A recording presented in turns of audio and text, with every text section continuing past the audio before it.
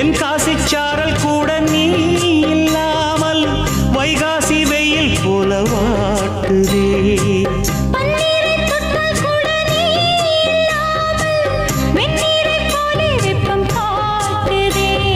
மையளந்த கண்ணும் என் கையளந்த பெண்ணும் மின்சாரம் பாய்ச்சுமா.